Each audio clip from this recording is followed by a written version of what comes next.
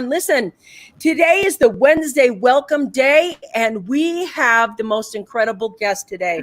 And I want to tell you, today is the day that we are going to celebrate men. That's right, girlfriends. We are going to lift our men up, and we're going to lift the good men up. We need to talk about the good men out there who are doing wonderful things for us today. And we're going to talk about how to have a sense of purpose. Look, everybody's on it, and I bet my boots, this must be your buddy. This is probably Ryan. Ryan, is this you? Do me a favor. Tell me who this is. Hey, Clay. Good morning. I see you guys popping on. Do me a favor. If you're new to the show, put your name down below so we can see you. This is the Smart Life Club.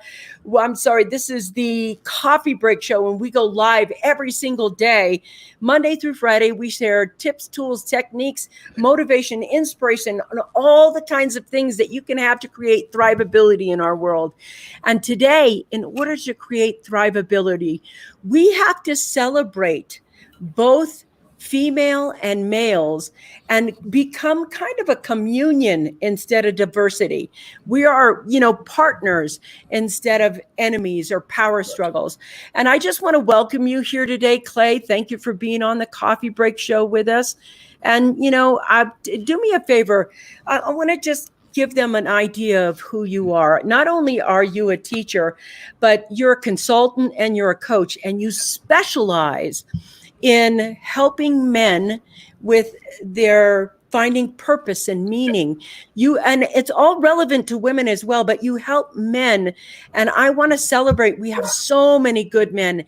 And instead of, men are being bashed all the time, don't you think? Yeah.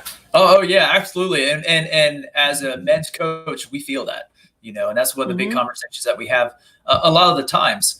Because the world that we live in now is very different from the world that used to be, and the world that has been in our DNA. And I think this is where it really comes down to is biologically we operate, subconsciously we operate, but then there's the real world of what we operate in, and there's a big mix up. And I think now is the time to be able to really put into place some things that men can do. Not only help ourselves, but expand to everybody else. And that's what it's about. When we help ourselves, we can expand to everybody else. And if we have this dichotomy, like you said, of men and women, and together, men and women can do awesome, really great. Awesome things. In fact, I want to talk about the potential of that going into this. Well, we're in a pandemic economy and we're here. Let's talk about the potential of what you do, talking about purpose and meaning and finding what's the potential for men and women to be working together and to really make a significant change right now. What's the potential for that significant change? You get what I'm asking? I think, absolutely. And I think it's exponential change. I think, and we talk about multipliers and stuff like that, but when you have exponential growth and exponential expansion of people, I think that's where the really big change comes throughout history, is when groups of men, groups of women came together to make this gigantic change. And it wasn't just at one time, but it's these series of small things that not a whole, maybe entire group, but every individual in that group did, in order to make the larger piece kind of fit together. Just like any business that you run, it's not just the leader that makes it run, it's everybody there that makes it run. And that's where I think, especially in the United States, I work with people all over the world, but especially in the United States, I think it's very important that we come together as a society as one. Yes. And not just separated. I just hate any time where there's this division of things. And that can happen with men and women. It can happen with race. It can happen with religion. It can happen with politics. You know, all of those things. Let's just become one throughout our whole entire world and just be here together. And I think that really comes back to three things. Is one, owning yourself. And is when you own yourself, that's everything. That's the good, that's the bad, that's the awesome stuff you love about you, and that's the shadow that lays in the back. That's right. That shadow self that nobody wants to admit they have. Yes. And it's owning that first. And the second thing is loving your story. Every single one of us, we write our own story from the time that we were born or conceived, whatever your thoughts are there, to the time that we pass away. And your story is that. They say it's the dash that's on your gravestone. What are you going to write? And the story, because we have in our story what we wrote already. And for me, a lot of times it was, I didn't really like the story I wrote. It didn't happen the way I wanted it to. But because Beautiful. I looked at it in a different way, well, I had to look at it in a different way to really love that piece of me. It's the story that I write right now with you and I here in the present. And then there's the Beautiful. story in the future that I'm going to write. We have control of all of that. And I get a lot of pushback sometimes when I say this, but I say, listen, you are exactly in life where you are at because of the choices that you have made. That's correct. That's the bottom line. Yeah. I want to talk about this too, because I saw this come up and I was like, this is a tough question right now, because I wonder what it is. It says, looking for the good men. I don't want to bash men. It's hard to find the right synergy. And it's interesting because synergy is in itself a completely different description of a relationship. Yeah. And what does it mean to have the right synergy? Isn't that interesting? Mm-hmm. So I'm wondering, in this, the thing that I believe that's happening right now is there's so much transformation that we're making choices. And you just said that you are where you are in your life because of the choices you've made. And now we're coming up to this open place where you can make vastly different choices. And those vastly different choices, aren't those the ones that are going to create the synergy that some women are hoping to have? Yeah. And, Sherry, I got to be honest, I'd love to hear more about what you mean about synergy, because a synergy to me is something you work at inside your marriage. And I don't care if your marriage is the opposite sex or the same sex. To me, one of the most important things that you just said was that we see ourselves as one, as humanity, and not separate people, separate colors, separate genders. We want to go ahead and be in a state of oneness. And when you said that, I thought to myself, he's got a lot of consciousness to say that. Mm-hmm. A lot of awareness and consciousness. Tell me something about what you've gained.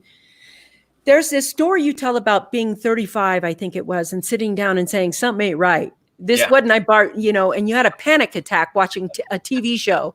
Game of Thrones, that's what it was. Okay, well, that'd explain it. I've never watched a game of not one episode yet, but you had a panic attack and said, something ain't right. Tell us about what you learned, what opened your consciousness up to see people instead of genders and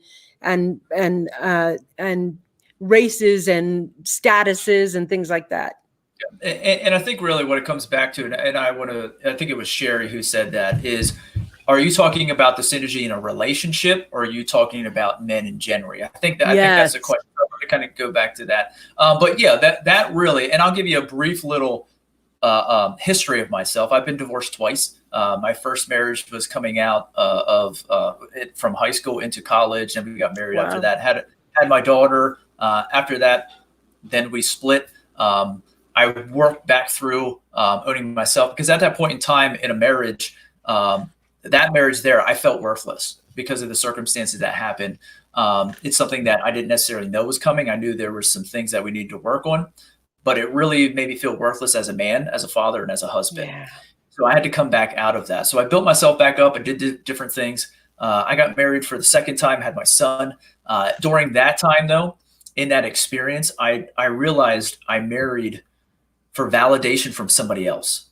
And interesting. Because of things that happened, she made me feel validated as a man, as a husband, and as a father. It went back to the whole things that I thought I dealt with, but I didn't really deal with. So that validation, after that, things ended, and it got back to this building point again.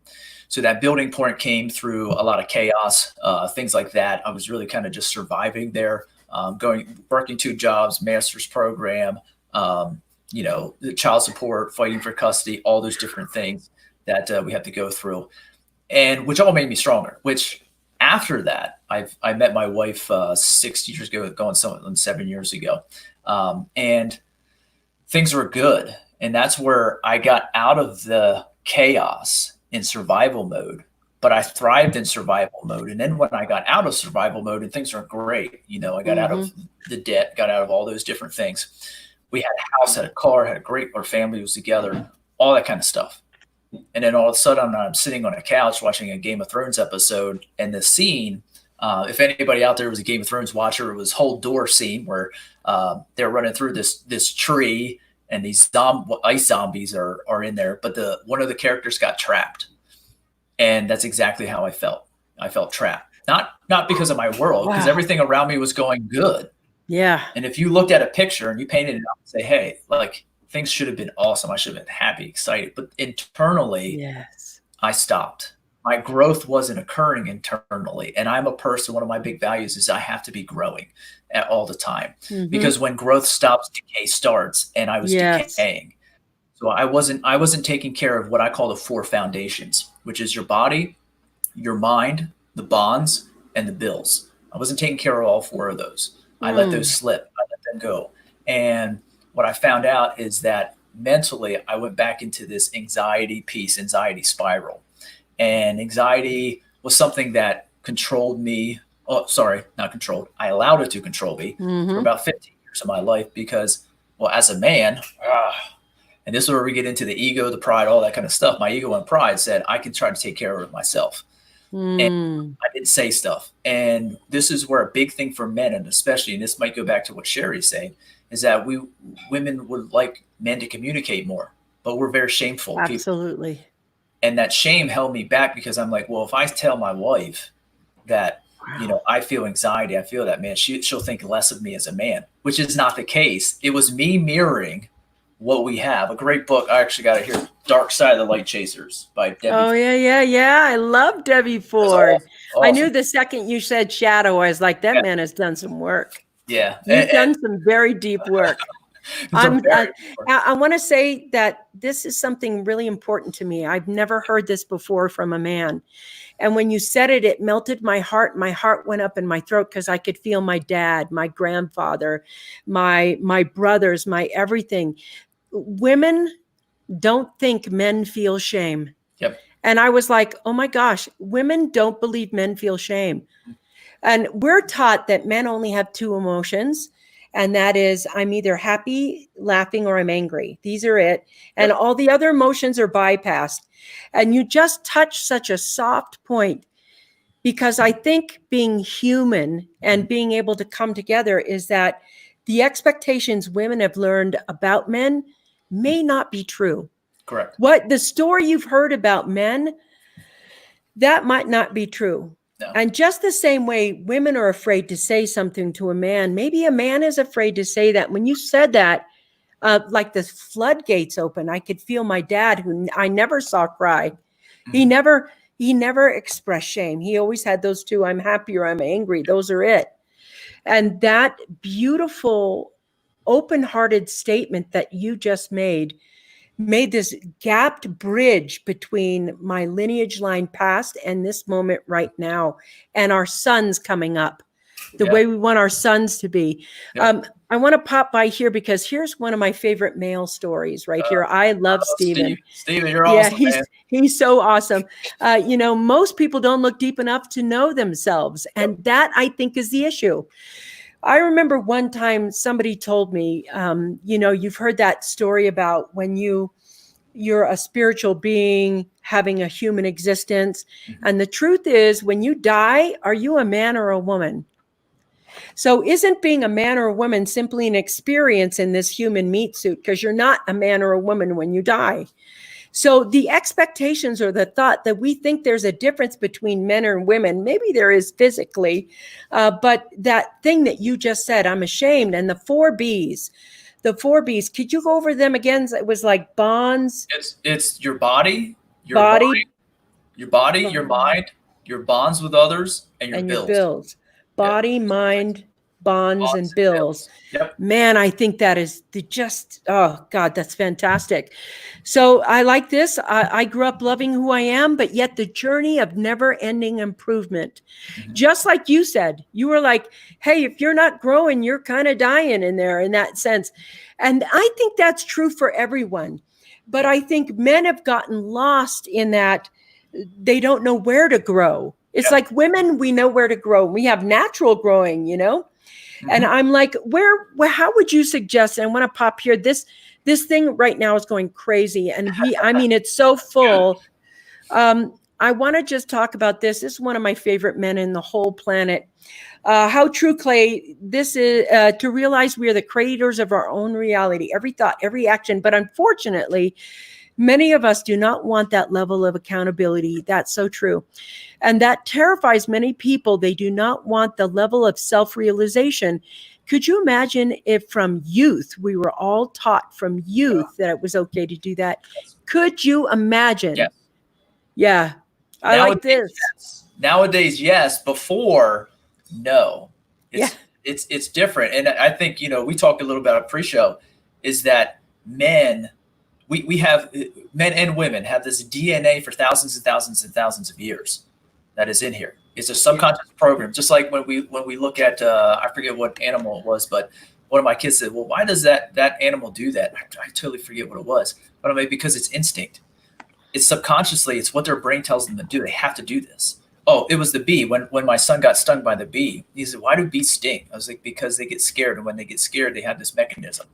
We also have that as men. We also have that as women. We have that as humans for thousands of years, that this has been going over and over and over, and it's in here.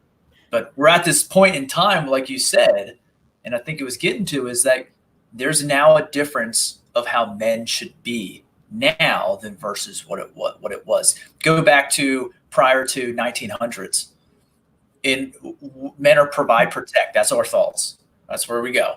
Okay, provide, protect, security, safety, all those different things. When we go back there, it was provide food and protect your lands and protect your family. So that means the more that I could kill things, whether it be animals or protect our land by people, things like that, the more that would give us status. The more status we had, the more land we could get, the more opportunities we had, the more money we could get, and the more women we could procreate with and have children with, and so forth.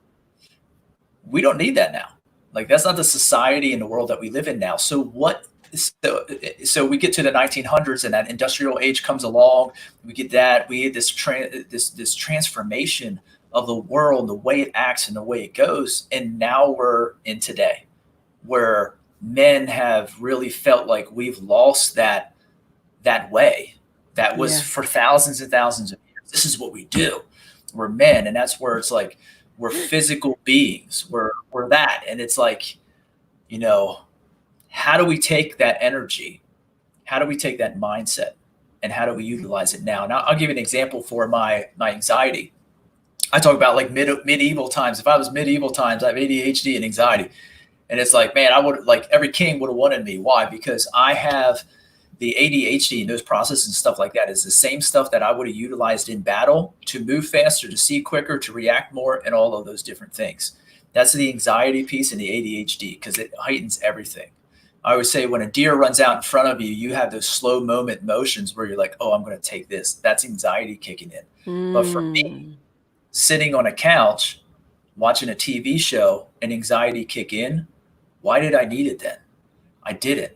And the problem with me, and where this change came from, is like, we're fixers, we're doers, we're providers, protectors. If I couldn't provide and protect and fix myself, how was I going to fix my family? Woo, there we go, a little emotional. But no, I want to stay with that, because I think that's the important thing. And I hear that emotion, because the second you said that, my heart went up in my throat. And I think, so did I. because I think my dad had that. It's interesting that you say this. My dad had all, girls, and my biological father had all girls, and he was super, super protective, and that's all he could do was do that. And if he couldn't do that, there was a complete and utter loss of self. Yep. Like the thing is, it's almost like, I don't mean to say this in a rough way, but it's like we have treated men for thousands of years like, bring it home. And if you can't bring it home, you ain't a man. And that's so, his back's broken now. He's no good. He ain't no man. He can't work. He can't do this. It's like, it's burdensome to think that. And I'm certain there are men out there who think, I'm only the breadwinner. I'm not really, part of this family. I don't know how to be part of this family. I'm just the guy who goes, sweats his what off, and then comes home and brings home the bacon to my family to make sure my family is okay. And I think what you just said there, it's like that feeling, that hurt feeling is like, for me, I would have liked to known my father differently. I would have liked to known him how you're presenting it. I would have liked to known that man, that heart, somewhere in there. And I think we need more dads like that. And I could see if you're a dad and all you're doing is just bust and hump, no wonder why you would feel like that. No wonder why it's like, if I can't take care of my family, who am I? What am I? Yep. And that also comes back to pressure. If I can't, and for me, it was like, I have anxiety. I'm having an anxiety attack and a panic attack over a TV show. If I can't take care of myself, how am I going to take care of my family? Yeah. How am I going to provide? So then that's where shame comes in. And going back to the shame is men feel shame. I'm going to say that there's no statistic for this. I'm just saying this is 1,000% more than women feel shame. We just never say anything about it. We don't talk about it because why? And this goes back to for thousands of years. We just went and worked. We just went and did. We're doers. We're beers. We're all these. But the problem is that we don't want to talk about the things that we don't want to talk about because they're uncomfortable. Women are very good at throughout the ages of talking and having those things. Men We're allowed that. Yeah. It's like part of the girlfriend bond. Yep. And it's like, go with that. But for men to do that, well, if you cry, just like I cry over movies. I'll watch it. I'm watching The Good Witch, and I've teared up over that. It's a Hallmark piece. I love Hallmark stuff. But like for me, like to say that before, I would have never said that. Why? Because then I would have looked less than. But that judgment isn't even of other people. They wouldn't have cared. But I cared. It mirrored off of that. And that's the judgment on myself of feeling less than or showing emotion. When I went through all of that and I came out of going through that and being in that spiral and just feeling stuck and feeling lost and feeling defeated, when I came back out of that feeling of making sure of oneself, of owning oneself was the biggest thing that really got out. And if I can own all of me, all the stuff I love, but all the shadow that I hated, and realize that a lot of the shadow that I hated was very beneficial to me throughout my life.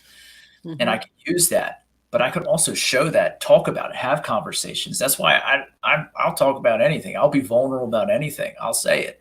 And why? Because people need to know, and men need to know, well, for me, you're more of a man because you're able to deal with those emotions, feel it, step into those emotions, and then step up to lead rather than sending in it's easy to send it to the back of my brain and say it doesn't exist.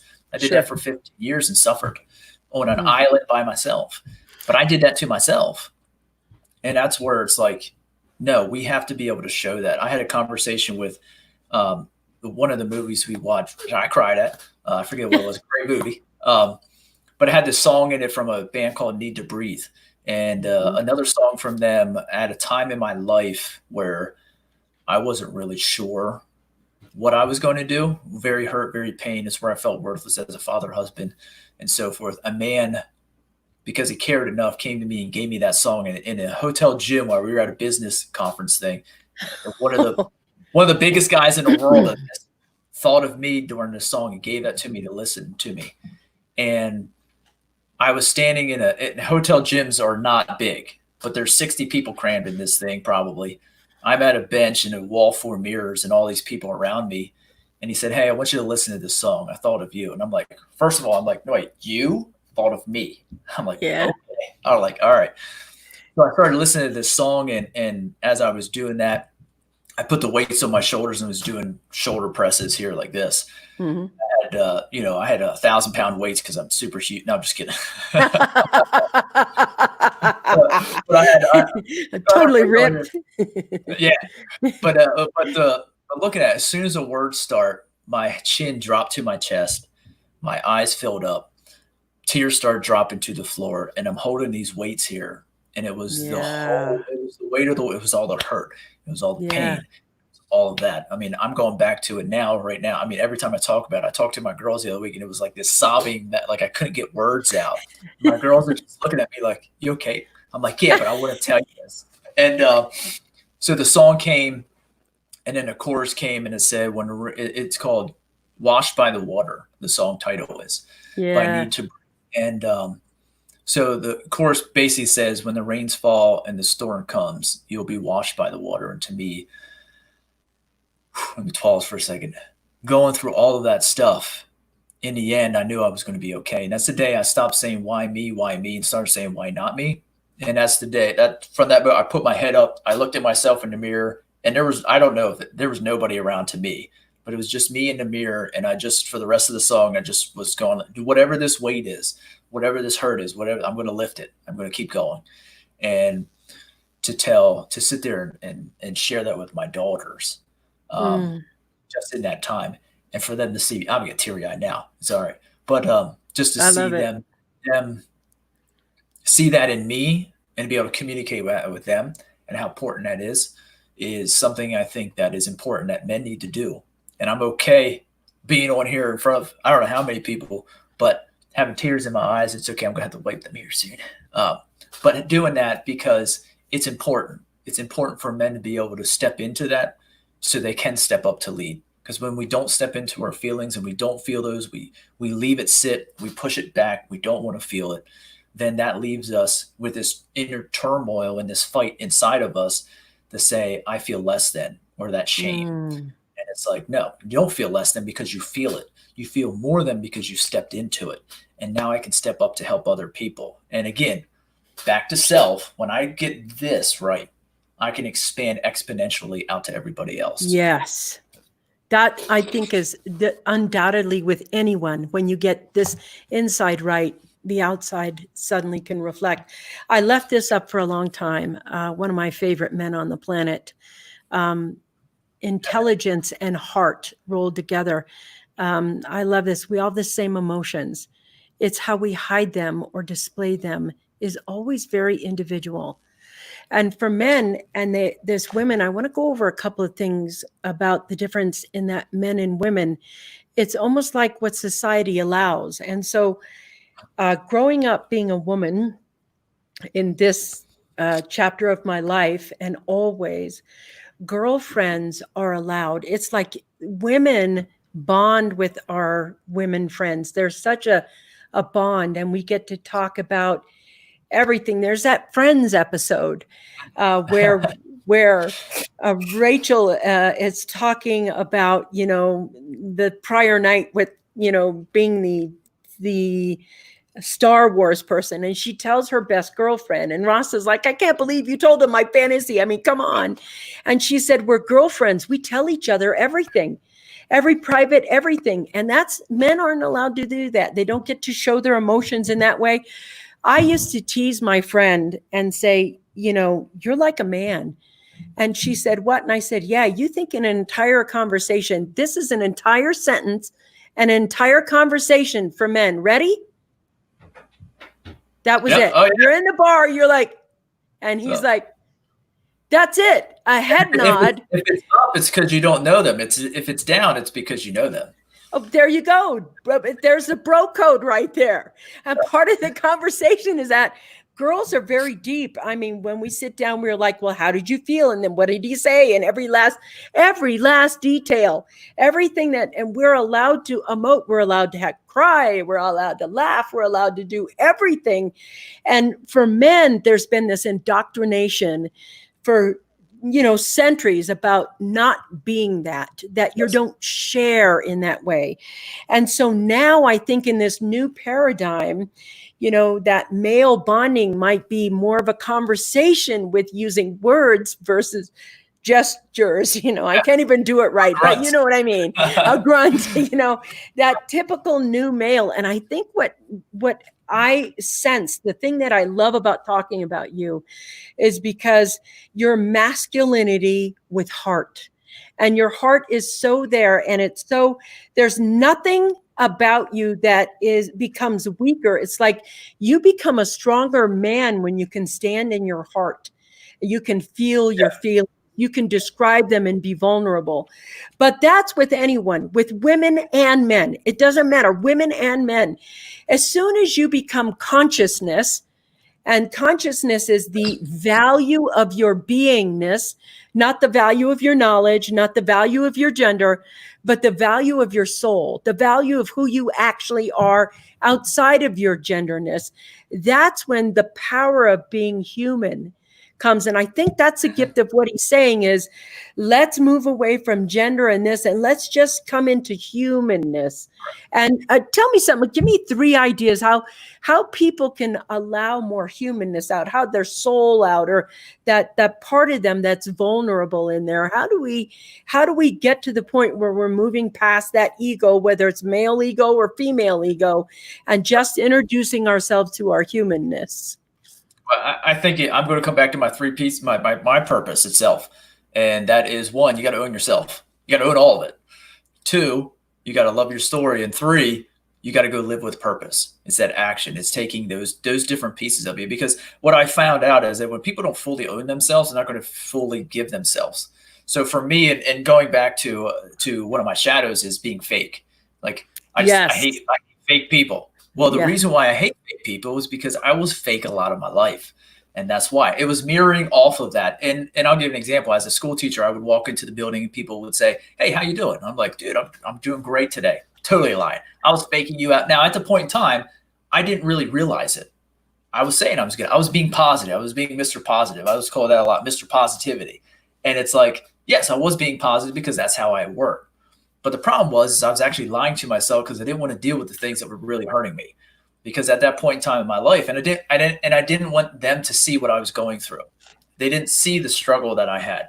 They didn't see the struggle. They didn't see me at home at my kitchen table opening up that envelope and my rent going up to $1,000, and I was only living on $972 a month. They didn't see that, but that I did. But I'm like, nah, I'm good. And the problem was, I walked around not knowing that. And then it got to the point where life got better. And that point of like, things were great, things were good. But internally, I wasn't still. And that was the big lie, is because then I kept saying, yeah, I'm good, which I had all this internal stuff and I wasn't really saying what it was. Until I owned that, until I owned every piece of me, I could not love my story and I could not live with purpose. Yes. I could not communicate with other people in an effective manner and be vulnerable and have them really know who I was, because I wasn't owning myself anyways. They were getting a version that I wanted them to see, not the version that is actually me. And that's where it's like, as I started to create, it started to develop purpose-infused coaching. It started to develop the consulting. It started to develop that and talk with people. I just started to become real. And I'm like, whether you read my stuff, whether you talk with me on the phone, whether you see whatever, you're going to get the same person. That's right. No matter where you are, who you are, where you are. Yes, that's where authenticity is everything. And you know what you just said applies to everyone. I want to share this with you because just earlier you talked about sharing with your daughters and saying and talking to your daughters. And Susie wrote something that I thought was so powerful and so important. She says, I come from a family that has 6 girls. My brother passed away at 13. My father was so kind and shared so much and taught us so much. I've never felt uncomfortable with guys. I trust them the same as I do girls because of my father. And I want to talk about this. This is so important because one of the issues that women have is that, you know, there's so much abuse from men in that way. And looking at this right here, sharing with your daughters right there, this is the key point.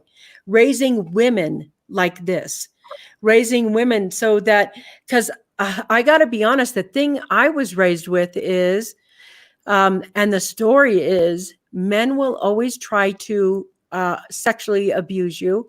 They will always try to hurt you. They will always try to beat you up, you know, and I grew up in a house where my dad was extraordinarily violent. I thought all men are violent. And there's still part of me that believes that when I get around a man and I get that feeling, get away from him, I get away from him. And there's this thing where women are always walking around with that. I want to get to know him. I want to be close to him, and I'm scared of him. And that is a big issue, I think, right there that separates women and men. It's because there's now, are all women great? No. I don't think so either. But if there is an identity where we think that men do this and women do this, and we just say, no, unconscious people hurt people, hurt people. It's Correct. not gender coordinated. And Susie made a very strong point. If we raise our women to understand good men, they'll attract good men. Yep. You attract what's around you. And I think that's so, so important. And honestly, that's my responsibility as a father, is to do that. It's to show my girls what a good man is, and also my son. And that's my job. And I think there's two things that I wanted to hit on what you said there. Men are jerks. I'll say that men are jerks. There's a lot of them. They're just jerks. They're manipulators. They try to get it's sex, money, and rock and roll, all that kind of stuff. And it's like, yes, there are a lot of that. What you call player or whatever it may be out there, whatever it may be. But there's a lot of times that occurs because, again, it comes back to self. They don't want to own themselves. They don't want to say, hey, yes, I really feel for this person. Commitment to this person is scary. What if I get hurt? Because that's where a lot of it comes from. What if I get hurt? I'm married this is my third marriage. Usually after the first one, especially after the second one, the statistics go way, way, way down for men who are willing to get back into a third marriage. The thing with me, though, is I had to understand the vision that I have for the family that I've always wanted, and the woman that's with me. There's a risk. There's a risk I could get hurt. There's a risk I could get my heart ripped right out of my chest. But I'm willing to take it because I believe in love enough in order to do that. But I was willing enough to say it.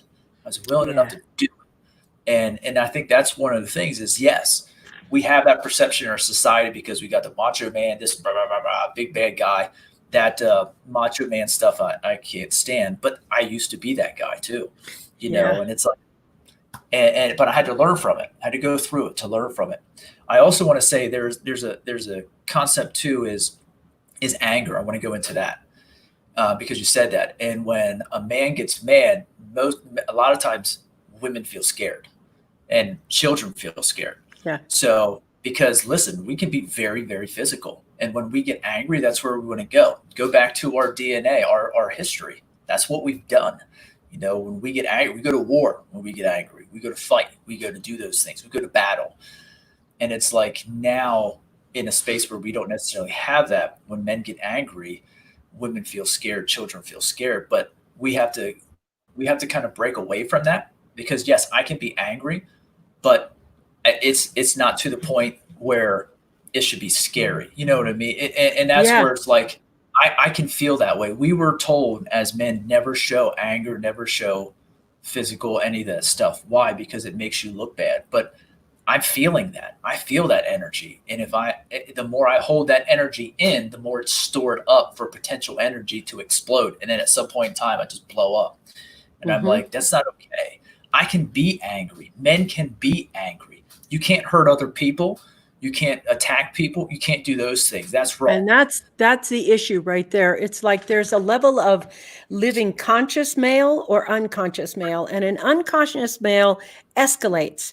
They escalate based on their ego, and it goes from, it's like they want submission at that point. Unconscious male wants submission, and they'll escalate till they get that. So if yelling doesn't work and manipulating doesn't work, and then violence doesn't work, and then it's constant. It's that all it is rubbing that ego. Now, I want to let you know, women have that same unconscious ego either, except we don't hurt men the way men hurt us. Men escalate violently, and women escalate more manipulatively. It's like, I'll spend you into oblivion. I'll ruin your reputation. It's like, it's both there. It's basic.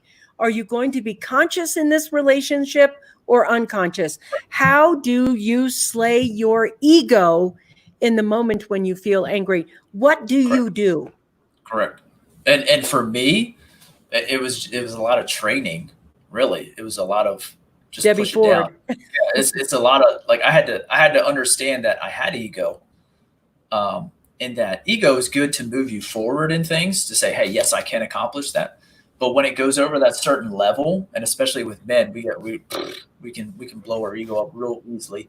But when we do that, it's over the limit of really trying to be conscious of what we're doing. It's an emotional reaction instead of a thought reaction. And before I used to do that, and through my divorces, I've had that's probably my biggest test, is to really take that and be patient and allow myself to be thought reactive and train myself to be thought reactive instead of emotionally reactive, and take the emotion out of it. And then another thing with that is expectation.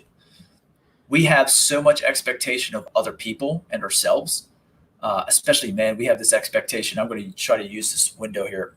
Here's the expectation of what we can achieve, but see, my arm goes way out of the screen. That's, as men, that's what we think our expectation is, way up there. Really, here's our reality. So when our expectation, our realities don't meet, whether it's a relationship, whether it's with somebody else, whether it's ourselves, whether it's a situation, an event, whatever it may be, that expectation doesn't get met, then our reality and those don't match up. Then we have an internal struggle. I think, and I forget, I think it's called The Way of the Seal. And I forget if that's a book, but I'm pretty sure that was the book. And in there, the guy said, get rid of expectation, throw out expectation for everything and just go with the experience. And I'm like, that's something that I really had to try to practice, especially with anxiety, because there's always the worry of what's going to happen. And I'm like, nah, get rid of it. Just experience it, man. Just have a good time. And I think that's one of the two things there is, yes, we have to take ownership of those feelings of ourselves. I think in society has to let us own those feelings without being shamed for it, without being looked down or feel less because we do feel those feelings. And I think that's the pressure as men that we feel, is that, well, we can't feel that because we're going to feel less than, when in all reality, it all comes back to you because it's the judgment on yourself, not other people. That's where that's the whole thing Scott was saying over here. It's so funny how fake we are, even or especially to ourselves. And it's like, if you can't get real with yourself, you aren't getting real. It's like, you can't even, everybody's like, oh, I want enlightenment. I want to get to my higher self. I want to be as Christ-like as I can be. They want to be that way. It's like, you aren't getting here if you can't get real. 100% of the time, not sometimes, not, oh, I'm real 70% or 80%, 100% of the time, that loving yourself, that soulful power. I love what people are saying. I want to show you this because I thought it was really cute. I just want to say this. I feel like the Grinch. I feel like my heart just grew 10 sizes just listening. I mean, come on, that is just as really cool as saying, thank you. That's so cool. I want to keep going down here because the conversation, if I showed you how much was here, it'd blow your mind. Let's see. I like this. This is, thank you, Clay. This is really important to me. I like this right here. We need more voices of authenticity and heart demonstrating it's okay. Forging the way for new generations. Thank you, Clay, for taking the bold step of modeling outside of the norms. I think this is so important. Yeah, can I stay on that generation thing? Yeah. Here's the thing. And when we look at everything that's happening in the U.S. with race and stuff like that, I had no idea. I learned about it in history, Martin Luther King and stuff like that. I had no idea how close that was to us. I had no idea. When we look at it, I'm only the second generation out from segregation. That's it. My parents were first generations out. I'm first generation. So my grandparent that I spent time with last week, he grew up as a child saying that, knowing that was the norm. My parents grew up saying this isn't okay. Yes. They taught me to say, for me, I don't even see it. I don't get it. I don't get why. It doesn't matter. So we are the changers. Now, my generation of kids or my generation, the 20-year-olds to 50, 60-year-olds who have kids that are in the realms into a teenager, it's our generation now that goes to the next generation that says, hey, there is no difference. And it was nice that our kids kind of talked about it, and they're like, I don't get why all this stuff is happening. I'm like, oh, thank goodness for teaching the right thing, because I had we hear about it, and I had other conversations with our men's group, and they're like, I didn't even realize that. And they're like, yeah, man, like one of the guys that comes in as a member, he's a men's coach as well in Maryland. He walked with Martin Luther King, and I'm like, are you serious? I'm like, Wow. I was thinking like nobody's around anymore for that. But I'm like, we never really take the time to think about what has occurred, whether it's in history or ourselves, then we never really take the time to think about what's now and what's going to be in the future.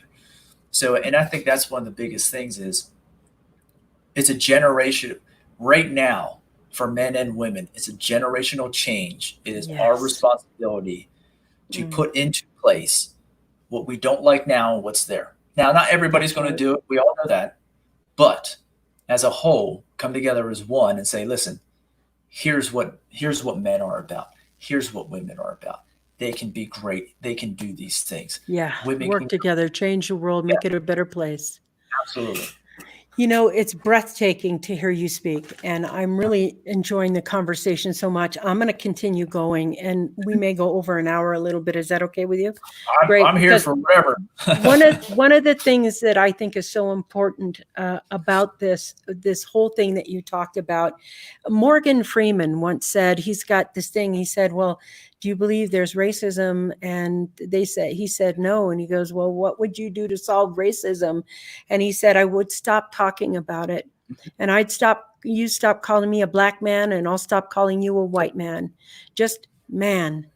And that, you know, that unity and bonding between the males, as it's got to stop being about race. It needs to be about, women can have more diversity. We're like that. We can have all the women together, and we just see ourselves as women, and we know what it's like to raise children, and etc. Are exceptions to the rule? Yes, I'm certain there are some racist people out there. I don't know how they got here, but you know, we all bleed red. So when we look at the future, we look at what's happening right now, the thing you said that's so important, there's such an incredible opportunity to erase all of these differences, these mindsets, these beliefs, these stories that have been passed down into generations about why you should feel this way about another race or another person or another everything. That's the opportunity here.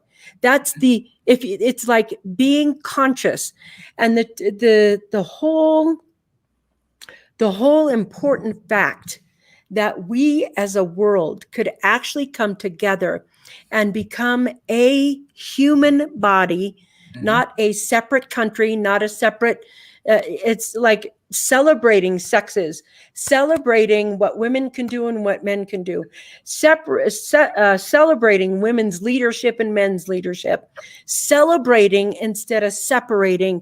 That would be the thing that needs to come. It's tribal, and yet it's also conscious. I just want to go here.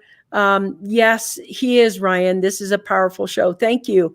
I've raised 3 boys. I raised them to respect girls. Thank you very much. Yes. And if they respect each other and they respect themselves, Stephen, I feel the respect you have for women. Now I know why it started. Yes. Looking at this here, Vickie, you're such a powerful interviewer. Thank you, Ryan. That's so sweet. This is the man of the hour. I'm so glad to see you, Stephen, by the way. It's nice to see you here. I came from that age where women were taught to grow up, find a good man, and let the man take care of you. Today, I say BS to that paradigm. Me too. And to me, the future is about partnering with your husband. Partnering, being a team, getting your business life together, your love life together, your family life together, your community life is together. It's like I love being married. I love it. And I'm so proud of my family. And I'm so proud of everything that's been built and developed together, and so proud to be working with such incredible genius every single day. And my male friends that I love so much, listen, I just want to go here. This is the book that Clay and Vickie are talking about. Thank you very much for putting it up on there. So true. Men have a lot of expectations, but they cannot manage them. Yes. And there's, I think, a lot of pressure put on men. I mean, unnecessary pressure. Yes, there's unnecessary pressure put on women as well. It goes both ways. But today, we're talking about the ones that happen with men. Expectations are a planned resentment. Yes, that was lovely that you talked about, because that's true for both sexes. Mm-hmm. And I grew up with parents who prepared me to be self-sufficient. That's right. I did too. My dad was like, it was weird. My dad was very violent with my mom. It was really terrible. But with his daughters, he wanted us to be absolutely, you don't need a man, you want a man. That's a difference. Mm-hmm. You don't want a man because you need him. You need a man. And, and that, I think, for women, I want you to flow my dad's words here. My dad said, you never need a man, you want a man. Make sure that that's the man you want with all your heart. I mean, the man you're willing to go to the mat for, the guy, that's the man you want to marry. This is the book that Clay was talking about. Wow, brilliant. Thank you so much. Oh, I like this hashtag. Clay Smeltzer is a hero. I think he is. He's the new man. I think that's really important to say right now. Yes, my kids say the same thing. They're 30. They're fighting the bigotry of my generation. That's right. It's unfortunate and it's true. Here we go. Men who cry are not weak. Men who allow themselves to cry are stronger than other men. Yes, because they're allowed to be vulnerable and show themselves. One day, Karen and I'll be as good as with the hashtags. Yes, you will.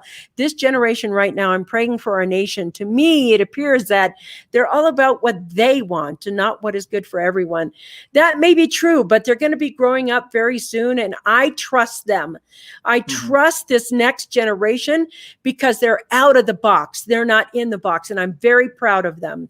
And I think they're going to show us some stuff that we don't know. And I love this. We're all citizens of the planet. Thank you. I like this. Morgan is a profound thinker. Thank you. I think that's probably true about Morgan. Such an enlightening conversation, very timely. Thanks, Metadime team. Thank you so much. I want to say this. Yes, Scott, the most significant part is how fake we are with ourselves. I want to go to Scott here. We are focusing on it so intensely that it can help, that it can't help, but just blow up everywhere. History is full of inequity. It always will be. It's the expectation that it won't is the problem. We are imperfect beings. Yes. The expectation conversations. I'm sorry. We talked about so many things they're answering. Celebrate instead of separate. Yes. Celebrate instead of separate. Vickie, you're profound. Together is the answer. Thank you so much. Risa, I also taught my two sons how to treat women, and they go above and beyond being good, great husbands and dads. My youngest son recently divorced her choice, and his most important focus is their daughters. That's so true. I want to tell you something. Women have labeled men as deadbeat dads. Yeah. And society, there was this deadbeat dad syndrome. I don't think they exist. I think this guy right here, he was a single dad that raised the two beautiful children. My grandmother as a child had an old man, George, who lived on the farm. They had remodeled caboose on their property where George lived. She was very quiet about it, and revealed was he was originally a slave. After slavery was abolished, he was nowhere to go, so he stayed with them till his death, and he was a very old man. Wow. Donnie, that is such an incredible story. You guys are so much. And I really I got Clay right here. He's agreed to stay over the hour, and I'm going to jump in with him. I see all your comments there.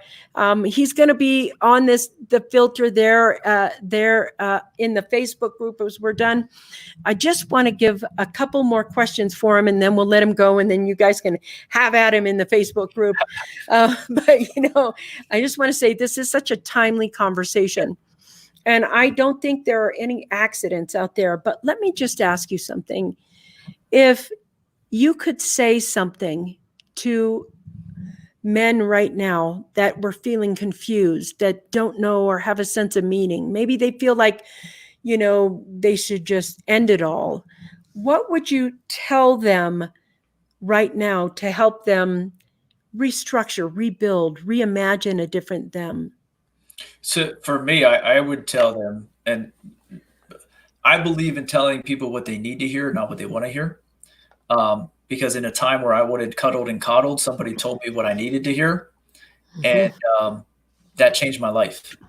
So for those men out there who are at that point or are feeling confused, or even the ones who are like, man, my life is good, but it's just something more, step into your story. Step into who you are. Really go deep. Stop staying on the surface level. Go deeper.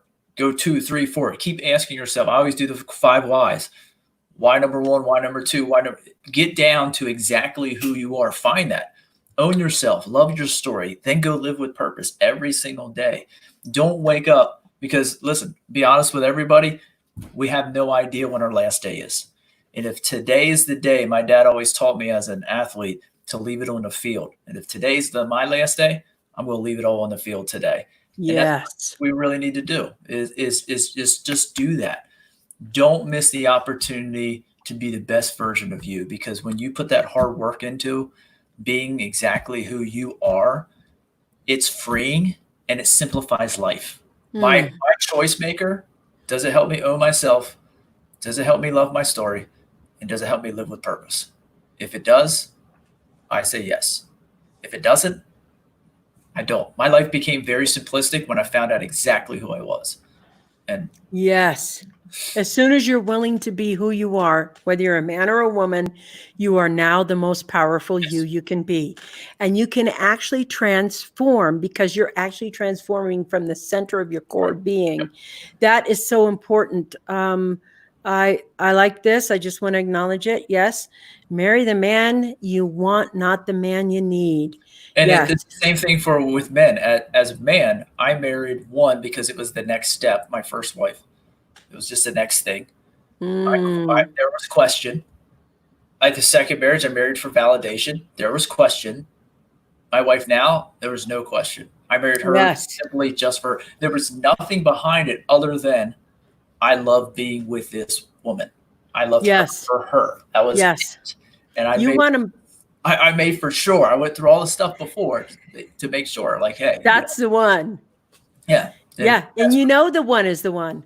I know when I'm unwilling to quit, when I'm unwilling to throw the towel in, when I feel vulnerable, like it would crack my soul. I mean, literally crack my soul if I ended up in divorce. That's where you need to go. That's the place where it is. Clay Smeltzer, I'm glad I decided not to swim today. I'm glad you're here with us too, Stephen. I mean, that's just the best right there. Robin, I don't know. I was raised to be self-sufficient, but I have kicked dependence in the butt. That's good. So your life becomes easier when you find out who you are. Yes, your life becomes easier when you find out who you are. And for those men that are struggling out there, I really want you to listen to Clay's words. And maybe you're thinking to myself, I'd really like to be in conversation with Clay. I'd like to actually talk to the man and work with the man and maybe get some of my issues started in a new way. How can they get a hold of you? What can they do to work with you or be with you? The easiest way is just reach out, and that's a lot of times some of the hardest thing to do is just reach out and say, hey, you know what, here I'm struggling with this. And sometimes I may be able to help. It depends on what it is, the situation. So they can reach out on social media. They can visit the website, Purpose Infused Coaching, that I have out there, and different links and stuff like that. And so forth, depending on whatever is in. I'm always here to talk and chat as well. So, and then, with that too, is the brotherhood that I created is about men coming together so we can have conversations like this and be able to extend that and be able to grow ourselves together. I believe in blossom where you planted, and yes, I'm just looking to grow a whole bunch of men all over the world that are blossoming where they're planted. Beautiful. And whether it's something that you want to go out and do what I do and help other people, cool. Or if it's just something you want to stay in your family and do, that's cool. Like, this is all about you. I'm here to help you be the best version of you. As a teacher, that's what I do too. That's just, and when it comes down to all the things I've done in my life, when I look back at it, they all flowed with my purpose. I just didn't do the work to figure out exactly what that was. Brilliant. Even as an athlete, I did my purpose. That I was doing it then. I just had no clue because I didn't take the time to say, hey, this is what it is. And now that I have, now I just do that every day. So when I wake up, it's not that dreading going, oh, I got to wake up. It's like, all right, what's going to happen today? Let's go, you know? Mm-hmm. I love this. You're a good man, Clay Smeltzer. And I think that's so important. Keep doing what you're doing. One ripple can change everything. I agree with that. And I want to say this right now. I know that there are many men out there who are feeling as though women disregard you. Mm-hmm. And I know there are women out there who are feeling that men disregard them. And I want to let you know that's a story. Mm-hmm. And the story is, I don't know how to share my heart with you in a way that makes sense. So I want to say, in this world of humanness, I want to tell all the men out there that I value them so much, and everything they do for us and everything they try to do for us. And I don't want to get caught in the story that just because there's Jeffrey Epstein and there are the Bill Cosbys of the world, there are also really good men. There are really good men in my life. And to JT and to Scott and to Donnie and to my dad and to my brother and to all the other men that are in my life, like my Uncle Vic, I know that you have gone to war for women. I know that you have protected me from men that were not really great.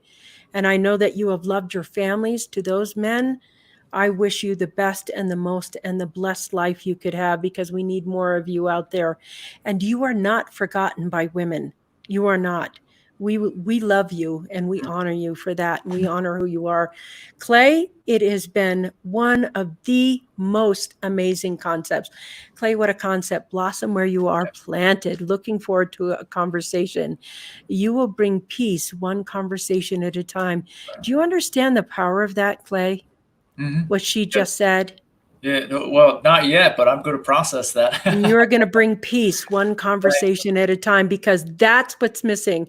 I want to go to Risa. I'm so proud of my sons for what they went through with losing their dad to suicide. They're good men to their families. That's right. Julian and Dustin, you are both very good men. Clay Smeltzer, you have changed the world today. You have put a big rock into a pond and the ripples are going to go out wide. And I want to say that I love who you're about. I love what you're about. And if you want to be involved with Clay, do it. Don't waste another day regretting or trying to figure it out or having a panic attack or anxiety or depression.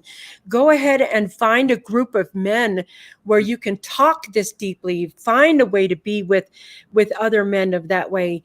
Clay, blessing talking to you today. Absolutely loved it so much. Thank you for being on the Coffee Break Show. Thank you for staying late on the Coffee Break Show. Thank you, everyone else. And I just want to say it's coming in right now. These are all the people they'll start. Yes, thank you, Clay. Thank you for being here. That was a Coffee Break Show today. Clay is going to be saying hi to people in the Facebook group right now. You can sign at him. If you want to connect with him, send him an IM. Get on his Facebook group. Reach out. Don't be afraid. I'll see you guys tomorrow. That's Facebook group. Mwah! Peace out. This has been the Coffee Break Show. Thank you so much, Clay. Thank you, everybody. Thank you. Hang on. Here we go. There we go. Now we're going off show.